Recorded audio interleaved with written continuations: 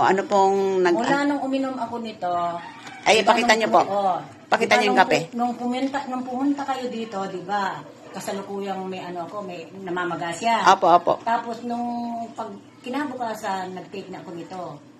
Tapos siyempre, hindi naman agad-agad na agad, di ba? Siyempre, ma-absorb yung within ilang... Diretso lang. Oo. Napansin ko, ito, humupa na siya. O, di po ba? Ito. Wala. Bumaba na siya. Opo. Pero yung kirot, natural na lang siguro yun dahil sa buto, yung buto masakit na, di ba?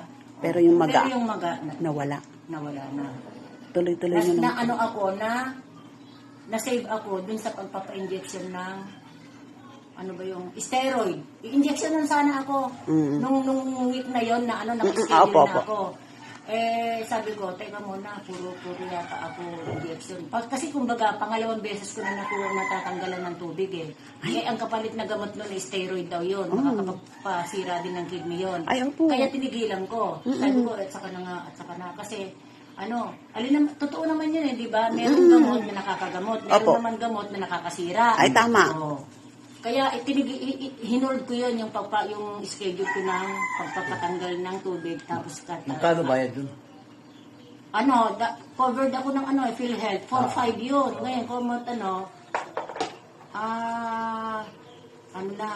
1K lang.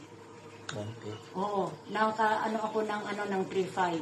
Pero kung wala kang PhilHealth pala noon, 4-5 pala yun. Ay, Diyos ko. Dalawang beses na kung sana nung time na yun. Buti na lang, hindi ako kasi natatakot din ako. Ay, opo naman. Kasi tubig yun ang tatanggalin yung tubig. Oo, 29 ml ang tinanggal dito nun eh. Ano ko dyan? Nung tinanggal. Diyos ko. O, binigay ko na sa ibayat. Opo, thank you po.